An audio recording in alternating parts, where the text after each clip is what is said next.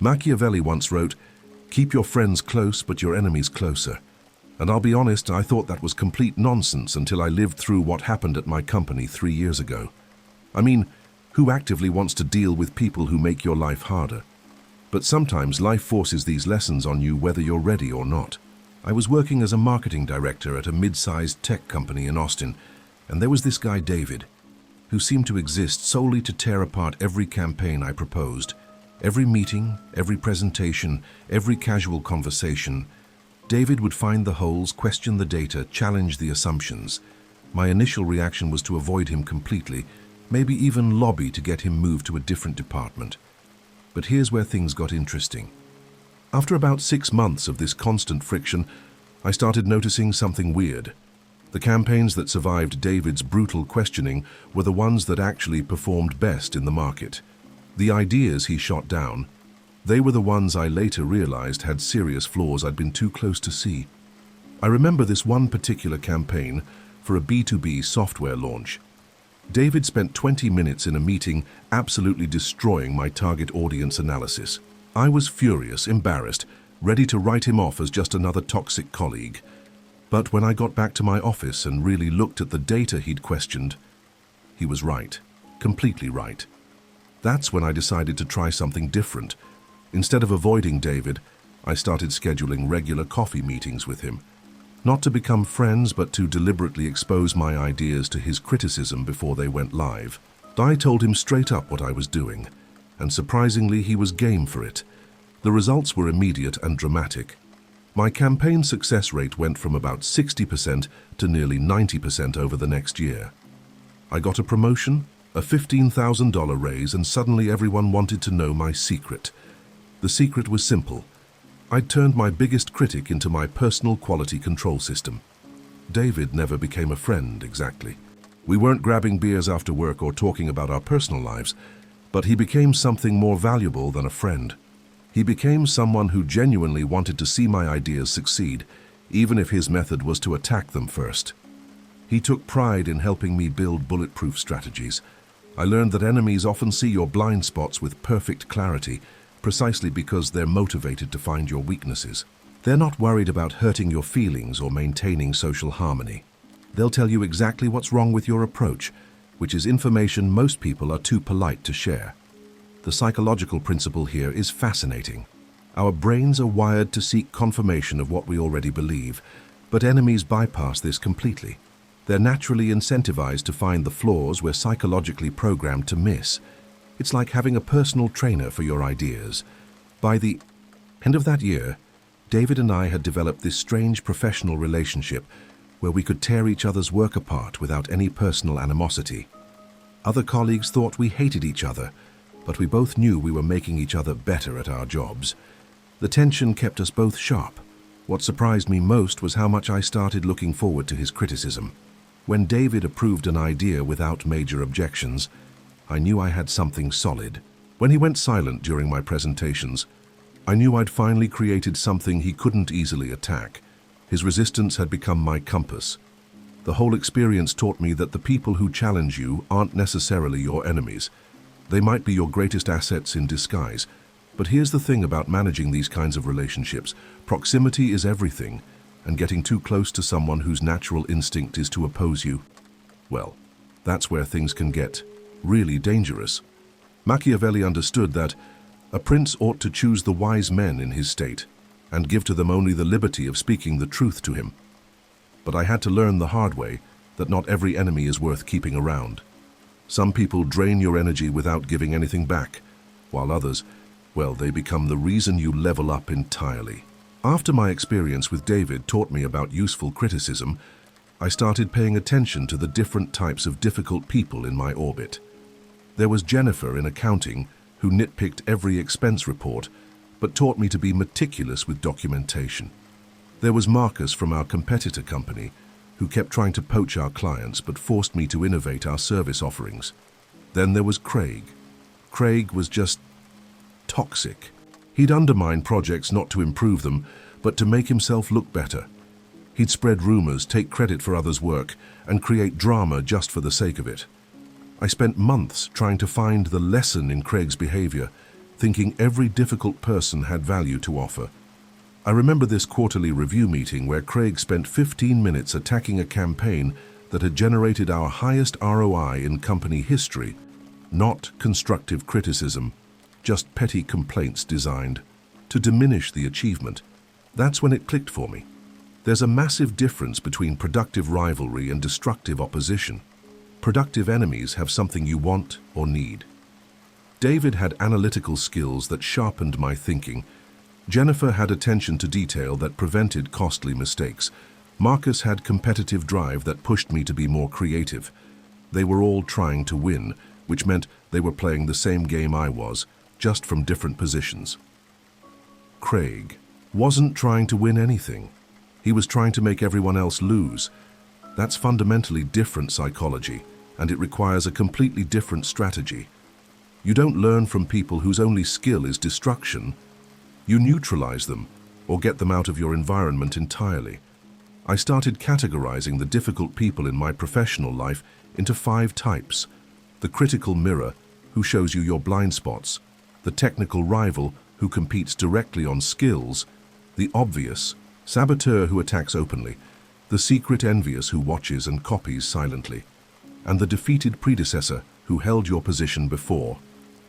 The critical mirror teaches you precision. The technical rival teaches you innovation. The obvious saboteur teaches you defense and resilience. The secret envious teaches you what strategies are worth copying. The defeated predecessor teaches you what mistakes to avoid repeating. But here's what I learned about Craig types. They don't fit into any of these categories because they're not actually competing with you. They're competing with their own insecurities, and you just happen to be a convenient target. Trying to extract value from that dynamic is like trying to get nutrition from junk food. The breakthrough came when I stopped trying to learn from Craig and started studying him instead. I realized he targeted people who were achieving things he couldn't, using very predictable patterns. Once I understood his psychology, I could anticipate his moves and even use his predictability against him. Within 6 months, Craig had moved on to easier targets because I'd become too much work for too little reward. The productive rivals, meanwhile, had helped me develop skills that made me nearly bulletproof in our industry. The difference in outcomes was stark and immediate. This taught me that your brain actually develops differently depending on the type of resistance you face. Constructive opposition builds neural pathways for problem-solving and creativity. Destructive opposition just builds stress responses and defensive thinking. One makes you stronger, the other just makes you tired. But identifying which type of person you're dealing with, that's where things get really interesting, because the same person can shift between categories depending on circumstances. Machiavelli said, "Know yourself and know your enemy. In 100 battles you will never be in danger." And I learned this lesson the expensive way.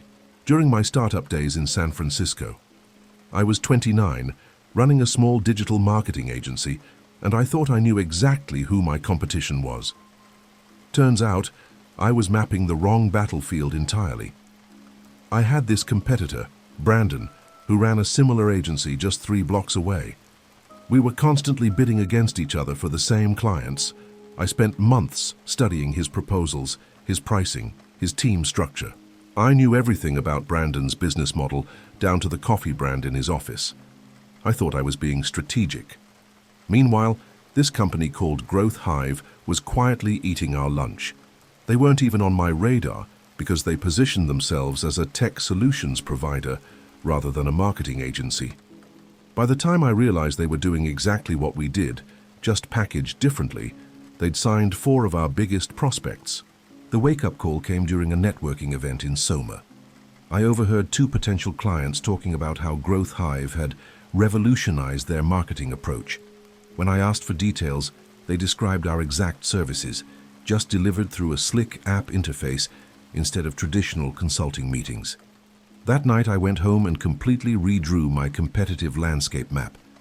I stopped focusing on obvious competitors like Brandon and started identifying anyone who solved the same problems for the same customers, regardless of how they labeled themselves.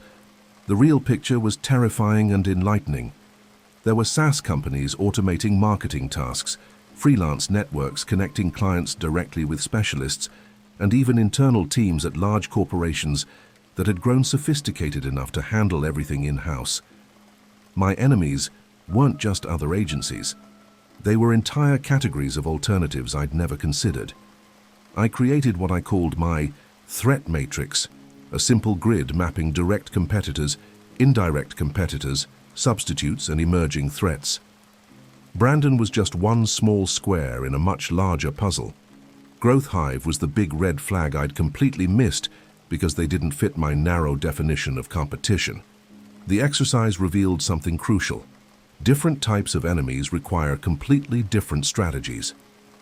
Brandon needed to be outmaneuvered through superior service and relationships. Growth Hive needed to be studied and either copied or partnered with. The SaaS companies needed to be integrated with, not fought against. I started treating each category differently. For direct competitors like Brandon, I focused on differentiation and client relationships.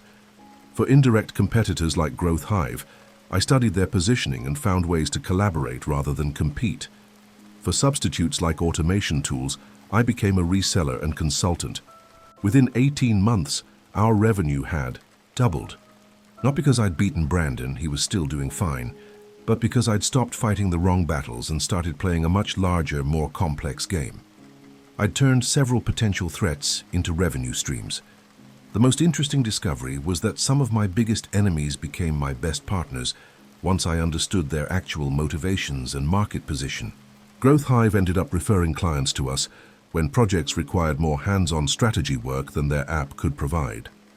This experience taught me that competitive intelligence isn't about knowing your enemy's weaknesses, it's about understanding the entire ecosystem you're operating in.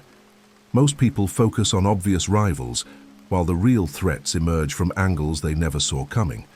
But understanding your position in that ecosystem is just the first step. The real skill is learning how close to get to each type of threat, because proximity can be either your greatest weapon or your biggest mistake. Machiavelli warned that it is better to be feared than loved if you cannot be both. But what he didn't mention is how dangerous it becomes when you keep your enemies so close that you forget they're still enemies. I learned this lesson during the most politically charged period of my career, and it nearly cost me everything I'd built. After successfully mapping my competitive landscape in San Francisco, I got cocky. I thought I'd mastered the art of enemy management. When I took a director role at a Fortune 500 company in Chicago, I decided to apply the same principles to corporate politics. There was this VP named Rebecca, who had a reputation for crushing anyone who threatened her territory. Instead of avoiding Rebecca like everyone else did, I volunteered for a cross-departmental project she was leading. My reasoning was simple: keep her close, learn her methods, and turn a potential threat into an asset. For 6 months, this strategy worked brilliantly. I gained insights into executive decision-making that my peers never saw. Rebecca taught me things no MBA program covers: how to read the real power dynamics in boardroom meetings, which metrics actually mattered to the C-suite versus which ones were just for show, how to position ideas so they seemed to come from the listener rather than from you. I was getting a masterclass in corporate strategy. The problem started when I began thinking of our relationship as genuine collaboration rather than strategic positioning. Rebecca was brilliant, funny, and we worked well together. I started sharing information I shouldn't have shared, including my concerns about another department head who was making questionable budget decisions. That information found its way back to the department head within 48 hours. Not directly from Rebecca, but through a chain of people she influenced. Suddenly, I was in the middle of a corporate war I hadn't even known was brewing. Rebecca had used my trust to position herself as the solution to a problem she'd helped create. The wake-up call came during a leadership retreat in Milwaukee. I walked into the bathroom and heard Rebecca on a phone call, describing me as useful but naive, and discussing how to manage my ambitions without letting me get too close to her level. The conversation was clinical, strategic, completely devoid of the warmth she showed me in person. I realized I'd made the classic mistake of confusing proximity with alliance. Rebecca had never stopped seeing me as a potential threat to be managed.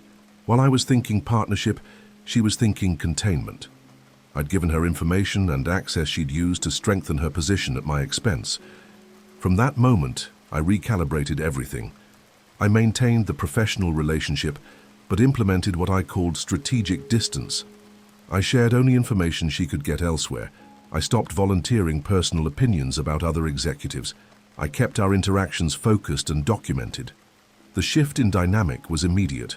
Rebecca became more respectful, more cautious in her interactions with me. She could sense I was no longer the naive director who'd give her ammunition to use against others. Our working relationship actually improved because the boundaries were clearer. 6 months later, when budget cuts hit the company, Rebecca's department took a major hit while mine remained untouched. Later, I learned that her reputation for political manipulation had finally caught up with her. The very skills that had made her dangerous had also made her expendable when the company needed to project ethical leadership. This experience taught me that proximity to enemies requires constant vigilance. The moment you start feeling genuinely comfortable around someone whose natural instinct is opposition, you've moved from strategy into vulnerability. True enemies can be charming, helpful, even mentor-like, but their core programming doesn't change. But recognizing when someone shifts from productive opposition to active threat, that's a completely different skill set, and the warning signs are more subtle than most people realize. Machiavelli observed that he who neglects what is done for what ought to be done sooner affects his ruin than his preservation. And I discovered the brutal truth of this when I started treating my harshest critics as my personal intelligence network. Most people try to silence their critics, but I learned to make them work for me instead. After the Rebecca situation taught me about calculated proximity, I developed what I privately called my criticism extraction protocol. Instead of getting defensive when someone attacked my ideas, I started treating each critique like free consulting. The results were immediate and sometimes uncomfortable, but incredibly valuable. I remember this presentation I gave to our board about expanding into the European market. One board member, Thomas, absolutely shredded my market analysis. He questioned our demographic data, challenged our revenue projections, and basically implied I hadn't done my homework. My initial reaction was pure frustration and embarrassment. But that night, instead of sulking, I went through his criticism point by point. I had to admit that 60% of his objections were valid. Our demographic data was 2 years old. Our revenue projections were based on best-case scenarios. Our competitive analysis had some serious blind spots I'd overlooked because I wanted the expansion to work. I spent the next week completely rebuilding the presentation, addressing every single point Thomas had raised. When I presented the revised version, it was bulletproof. Thomas actually nodded approvingly during several sections. We got approval for a modified expansion plan that was much more realistic and ultimately more successful. This became my standard operating procedure. Document every criticism, identify patterns in the objections, test the validity with neutral parties, implement corrections quietly, then monitor whether the criticism decreases. It sounds simple, but most people skip the test validity with neutral parties step because their ego gets in the way. The process taught me something fascinating about human psychology. People who criticize you harshly often see your blind spots with perfect clarity because they're motivated to find your weaknesses. They're not worried about preserving your feelings or maintaining social harmony. They'll tell you exactly what's wrong with your approach. I started actively seeking out the people who had the strongest negative reactions to my ideas, not the trolls or the purely destructive types, but the intelligent critics who could articulate why they thought I was wrong. These became my unofficial advisory board, whether they knew it or not. One example was this marketing manager, Lisa, who constantly questioned my budget allocations. Instead of fighting her, I started running my proposals past her before presenting them to leadership. She caught errors and inefficiencies that saved the company probably $50,000 over the course of a year. The strangest part was how this changed my relationship with criticism itself. I went from dreading negative feedback to actually looking forward to it. When someone could tear apart my work, I knew I hadn't thought it through completely. When they couldn't find major flaws, I knew I was ready to move forward. What really surprised me was how this approach affected my critics. Once they realized I was genuinely listening and implementing their feedback, many of them became more constructive rather than destructive. They started offering solutions along with their criticisms because they could see their input was making a real difference. The most valuable insight came from recognizing that your enemies often understand your patterns and weaknesses better than your friends do. Friends want to support you and may overlook problems to preserve the relationship. Enemies want to defeat you, so they study your approach with forensic attention to detail. That intelligence is pure gold if you can extract it without letting your ego get in the way. But learning to extract that intelligence is just the beginning. The real skill is transforming that resistance into fuel for growth, which requires a completely different mindset. Machiavelli believed that fortune favors the bold, but also the prepared. And I had to learn this the hard way when every obstacle thrown in my path became the raw material for my biggest breakthrough. Most people see resistance as something to overcome, but I discovered it's actually something to convert into energy. The lesson started during my consulting days in Denver when I landed what should have been a dream client, a mid-sized healthcare company looking to modernize their patient communication systems. The CEO, Patricia, seemed enthusiastic during our initial meetings. Then the sabotage began, and it came from the most unexpected source, their head of IT, Marcus. Marcus made it clear from day one that he didn't want outside consultants messing with his systems. Every recommendation I made was met with technical objections. Every meeting was an exercise in him explaining why my ideas wouldn't work. Every progress report somehow included issues that traced back to resistance from his department. My first instinct was to complain to Patricia about Marcus's lack of cooperation.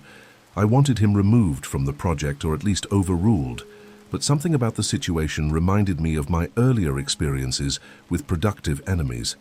Maybe Marcus wasn't just being difficult, maybe he was seeing problems I was missing. I started documenting every objection Marcus raised, not to build a case against him, but to understand the technical constraints I'd been overlooking. His resistance wasn't random. It was systematic and informed. He was essentially giving me a free technical audit of every proposal, pointing out integration issues and security vulnerabilities I hadn't considered. Instead of fighting Marcus, I scheduled a private meeting with him. I came prepared with a list of his objections and my revised solutions addressing each concern. I told him directly that I needed his expertise to make this project successful, not just his compliance. The conversation changed everything. Marcus revealed that he'd seen 3 previous consulting projects fail because outsiders didn't understand the complexity of their legacy systems. His resistance wasn't personal, it was protective. He was trying to prevent another expensive failure. Once I understood his motivation, we could work together instead of against each other. The project that should have taken 6 months ended up taking 8, but the final system was bulletproof. Every potential failure point had been identified and addressed because Marcus's resistance had forced us to stress test everything. The client was so impressed they hired us for 2 additional projects. This experience taught me to categorize different types of resistance and respond accordingly. Technical resistance usually means you haven't done enough homework. Political resistance means you haven't built the right alliances. Personal resistance often means someone feels threatened or undervalued. Each type requires a different conversion strategy. I started treating resistance as diagnostic information rather than personal attacks. When someone pushes back on my ideas, I ask myself, what are they protecting? What do they know that I don't? What would have to be true for their resistance to make perfect sense? This framework transforms opposition from obstacle into intelligence. The most powerful realization was understanding that people don't resist change, they resist loss. Marcus wasn't resistant to better systems. He was resistant to being blamed for another failure. Once I positioned the project as a way to showcase his technical expertise rather than replace it, he became my strongest advocate. Over the years, I've noticed that my most successful projects are often the ones that faced the strongest initial resistance. The pushback forces you to build something more robust, more thoughtful, more defensible. Smooth acceptance can actually be a warning sign that you haven't challenged enough assumptions or considered enough variables. But there's a critical difference between productive resistance that makes you stronger and destructive resistance that's meant to drain your resources. Learning to recognize when resistance has shifted from constructive to purely destructive, that's when timing becomes everything. Machiavelli advised that never do through force what you can accomplish through cunning, and I learned this during the most delicate period of my career when I had to decide whether to eliminate a threat or continue extracting value from it. The timing of that decision literally determined whether I would survive the next company restructuring. This was back in 2021, when remote work had turned office politics into a completely different game. I was heading product development at a fintech startup in Seattle, and there was this brilliant but volatile engineer named Kevin who had become increasingly problematic. For months, I'd been using his technical objections to strengthen our product roadmap. But the dynamic was shifting. Kevin had started what I recognized as a slow burn campaign to undermine my credibility with the engineering team. He'd challenged my technical decisions in Slack channels, questioned my priorities during stand-ups, and worst of all, he'd started building alliances with other engineers who were frustrated with management direction. The productive phase of our relationship had lasted about 8 months. Kevin's criticism had helped us avoid 3 major technical debt disasters and completely rebuild our API architecture. But now his criticism was becoming less about improving the product and more about positioning himself as the alternative technical leader. I had 3 options: immediately escalate to our CTO and try to get Kevin fired, continue tolerating his behavior while hoping he'd burn out, or find a way to neutralize him without creating a martyr situation. The timing of this decision was crucial, because layoffs were rumored to be coming within the next quarter. I chose what I called strategic elevation. Instead of attacking Kevin directly, I recommended him for a technical architect role on a new blockchain initiative that was launching in 6 months. The position was prestigious, well-funded, and would remove him from daily product decisions while giving him the technical challenges he craved. The beauty of this approach was that Kevin couldn't refuse without looking ungrateful, and I couldn't be accused of trying to get rid of him, since I was technically giving him a promotion. Our CTO loved the idea because it solved the Kevin problem while maintaining team stability during a sensitive period. Kevin accepted the role, and within 2 weeks, his daily interference with my team stopped completely. He was too busy with blockchain research and planning to micromanage our product decisions. The engineers who had been gravitating toward his alternative leadership were left without a clear focal point for their frustrations. 3 months later, when the layoffs came, Kevin's new project was deemed non-essential and quietly shelved. Kevin found himself in a newly created role with no clear responsibilities, making him an obvious target for cost-cutting. He was let go in the first round, while my core product team remained intact. The experience taught me that neutralization timing depends entirely on context. Move too early and you waste an asset that could still provide value. Move too late and the threat becomes too powerful or too entrenched to handle elegantly. The sweet spot is when someone stops being useful but hasn't yet become dangerous enough to require dramatic action. I learned to watch for specific signals: when criticism becomes repetitive rather than insightful, when someone starts building coalitions against you rather than just questioning your decisions, and most importantly, when their resistance shifts from wanting to improve things to wanting to replace you entirely. The most valuable insight was understanding that brutal neutralization often creates more problems than it solves. When you destroy someone publicly, you send a message to everyone watching that you're willing to use harsh methods. This makes people more careful around you, but also more likely to work against you quietly. Elegant neutralization, on the other hand, demonstrates both power and restraint. But knowing when someone has crossed from productive opposition into active sabotage requires understanding the psychology of how people shift between these roles and recognizing those shifts before they become irreversible.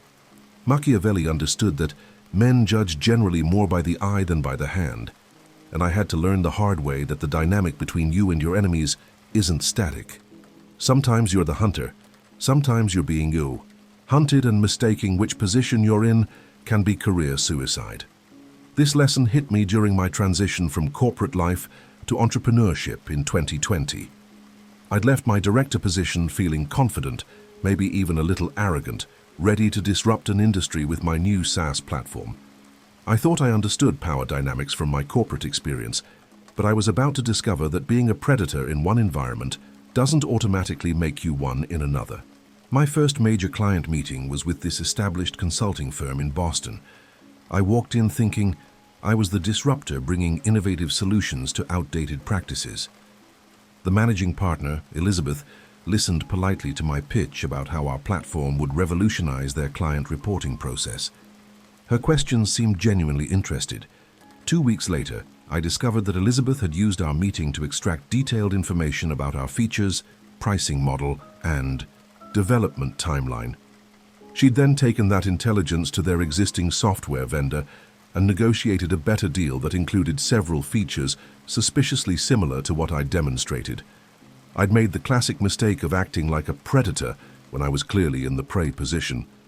Elizabeth had 20 years of experience, established relationships, and the resources to either adopt my innovations or crush my startup. I'd walked into her territory and essentially handed her the blueprint for neutralizing my competitive advantage.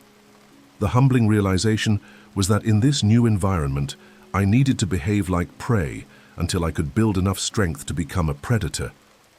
That meant being much more careful about information sharing, building alliances quietly, documenting everything and never revealing my full capabilities until I had leverage. I completely changed my approach with subsequent prospects. Instead of leading with our most innovative features, I started with basic capabilities that solved immediate problems. I kept our advanced functionality hidden until after contracts were signed. I began requiring mutual NDAs and asking detailed questions about their current vendors before revealing anything substantive. The shift in strategy worked immediately. Within 6 months, we'd signed 12 clients and built enough revenue to hire 3 additional developers. More importantly, I'd learned to read the room and understand when I was operating from a position of strength versus vulnerability. The psychological principle here is fascinating. Prey that acts like predators gets eliminated quickly because they attract attention they can't handle. But predators that can convincingly act like prey when necessary often catch their real targets off guard. The key is accurately assessing your actual position, not the position you wish you held. I started paying attention to subtle indicators of my status in every professional interaction. Were people asking me questions or just being polite? Were they sharing information back or just extracting? Were they treating me as a peer or as someone trying to earn their attention? These signals became my early warning system. By year 2, our platform had grown enough that I could shift into predator mode in certain situations. When smaller competitors tried to undercut our pricing, I could absorb temporary losses to protect market share.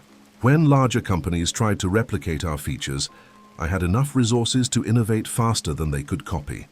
The most valuable insight was learning that the same person can be predator in one context and prey in another simultaneously. I might be the dominant player in my niche market, while being completely vulnerable to tech giants who could build similar functionality overnight. Understanding these multiple dynamics prevents both overconfidence and unnecessary paranoia.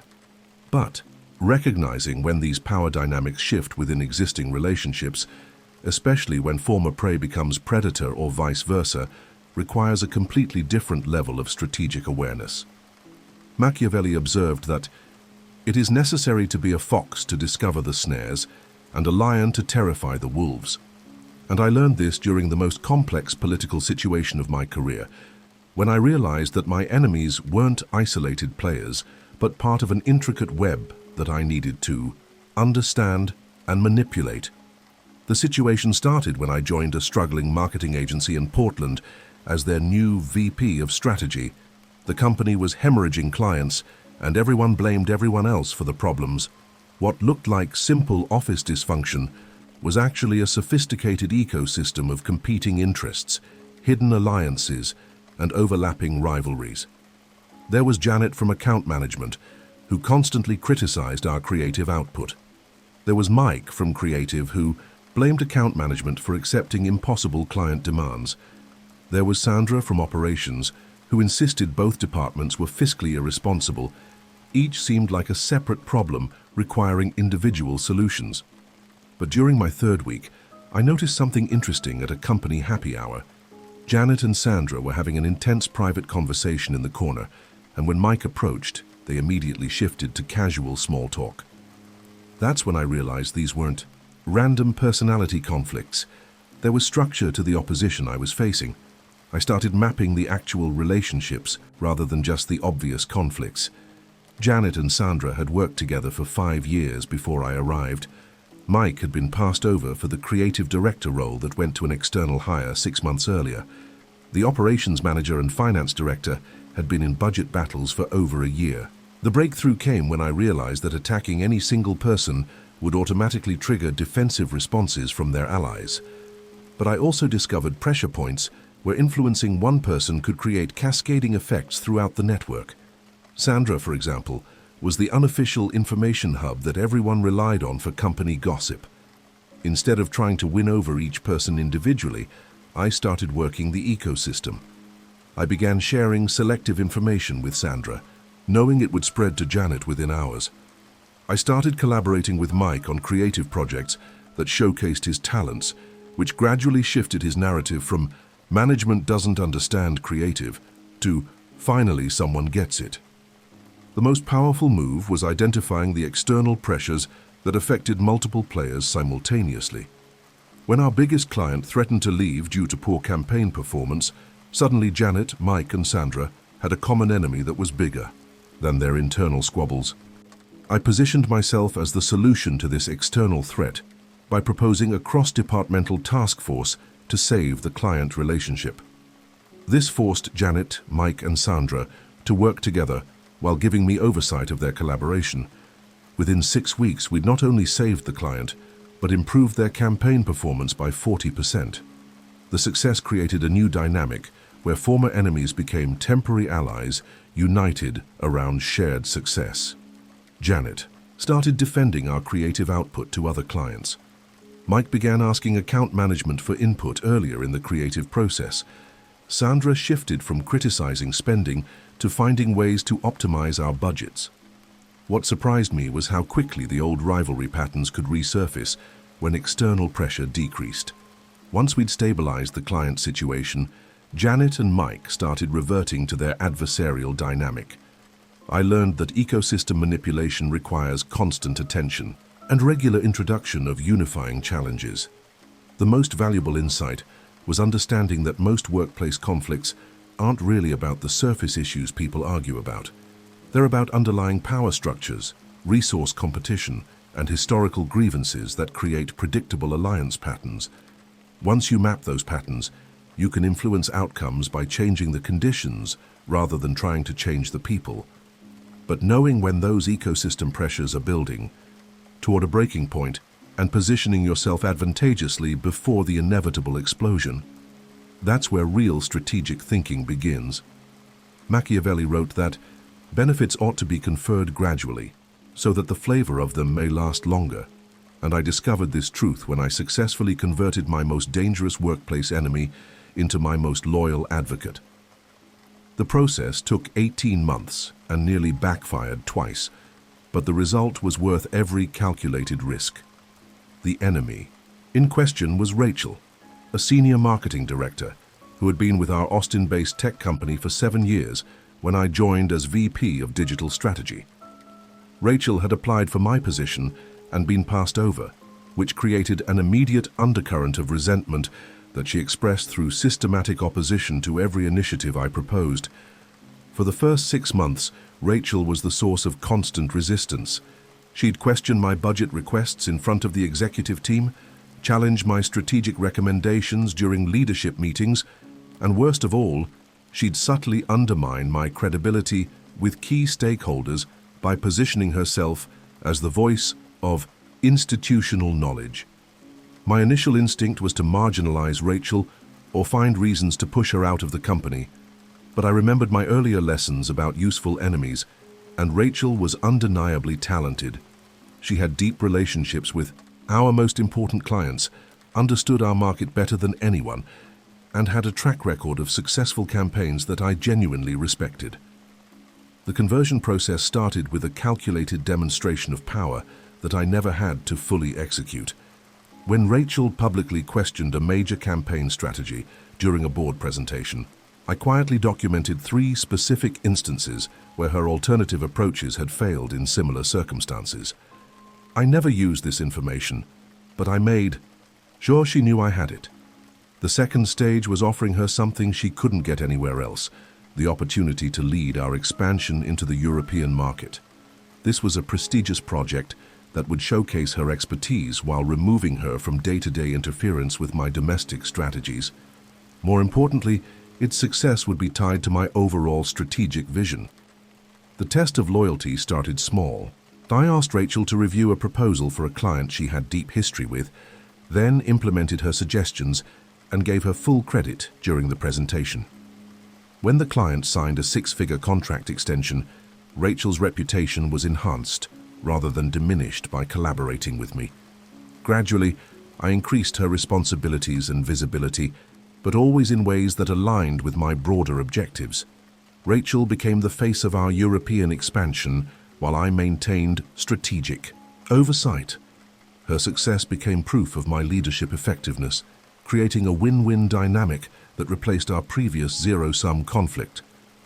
The most delicate moment came about a year into the process when Rachel had to choose between supporting my decision to reallocate budget from her European project to a domestic crisis or fighting to protect her own interests.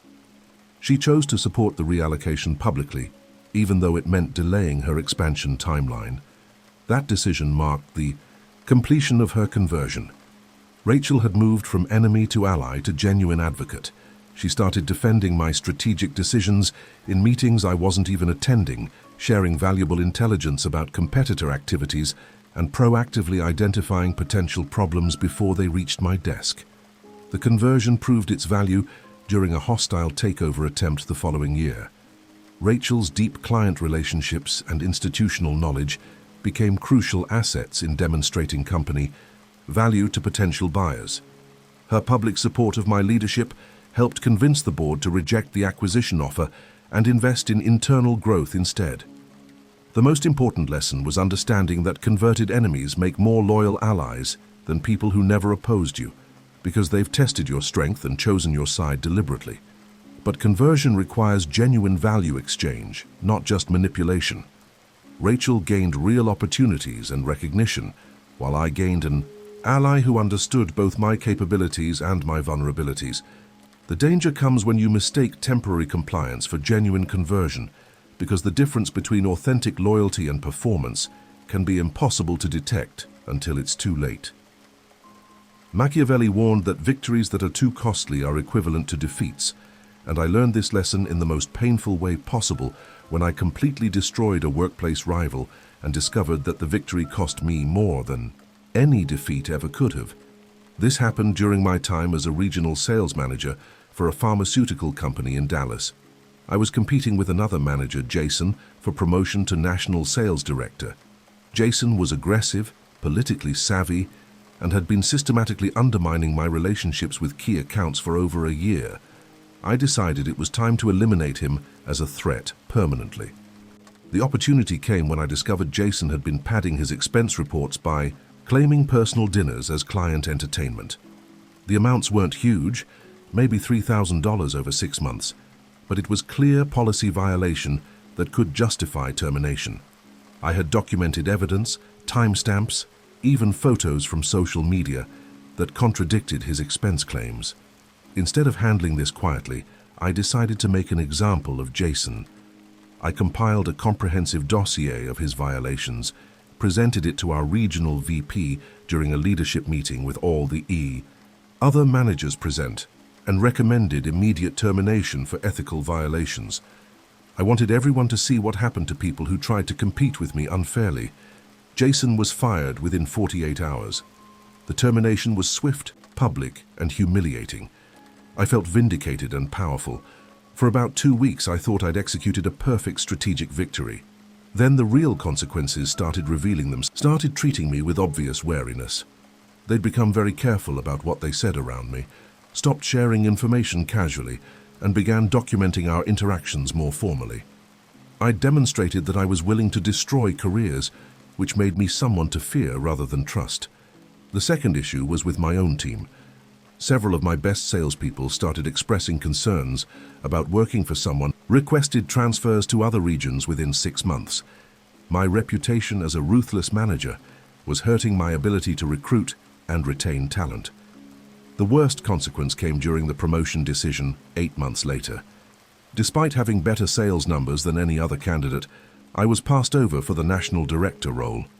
During my feedback session, the VP explained that leadership had concerns about my collaborative, strategic error. I'd optimized for short-term victory without considering long-term costs. Destroying Jason had required me to position myself as someone who would use any available weapon to eliminate competition. That reputation became a liability that undermined everything I was trying to achieve. The calculation I should have made was simple: time and energy spent destroying Jason, reputation damage from ruthless consideration. The costs far exceeded any benefit from removing one competitor, especially since there would always be new competitors emerging. Looking back, I had several better alternatives. I could have used Jason's ethical violations as private leverage to neutralize his interference without public destruction. I could have documented the issues and let them surface naturally through audit processes. Before taking action against any enemy, I ask myself, what are the direct costs, indirect costs, and opportunity costs of this approach? What message does this method send to observers? Will this victory make me stronger, or just remove one obstacle while creating new ones? Most importantly, am I doing this to advance my position or just to satisfy my ego? The difference between those two motivations determines when someone has become genuinely dangerous enough to justify harsh measures despite these costs. That requires recognizing the signs of an enemy who's moved beyond productive opposition into active warfare. Machiavelli taught that he who abandons what is done for what ought to be done brings about his ruin rather than his preservation. And after 15 years of corporate battles, startup struggles, and they're not problems to be solved, they're resources to be managed for life. The realization hit me last year when I was mentoring a young executive who reminded me of myself 20 years ago. She was frustrated with a difficult colleague and asked for advice on getting rid of the problem. As I started to answer, I caught myself repeating the same mistakes I'd made dozens of times before. I told her something I wish someone had told me when I was starting out. If you're not making enemies, you're not growing fast enough. Every level of success creates new forms of opposition. Beat your current rivals, and bigger, smarter, more resourceful enemies appear. It's not a bug in the system. It's the entire point of the system. The masters, you need diversity in your adversaries. Some technical critics who sharpen your skills. Some political opponents who teach you influence. Some competitive rivals who force innovation. Some institutional skeptics who prevent complacency. I've learned to deliberately cultivate what I call productive friction at every stage of my career.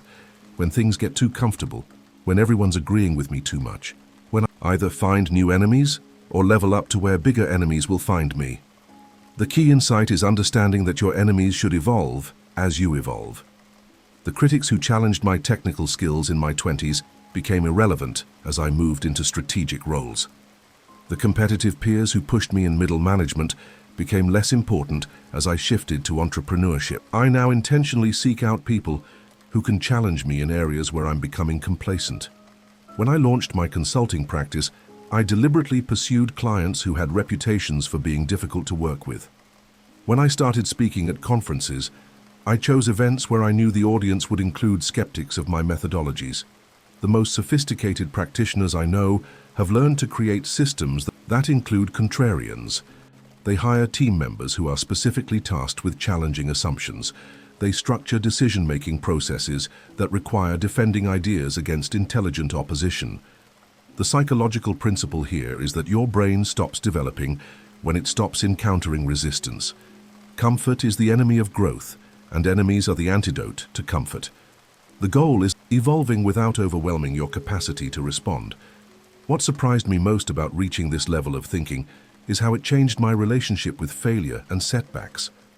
When a rival outmaneuvered me, or a critic exposed a weakness in my approach, instead of feeling defeated, I started feeling grateful. They'd just identified the next area for improvement and given me a clear target for development. The ultimate eliminating enemies, but from transforming them into the catalysts for your evolution.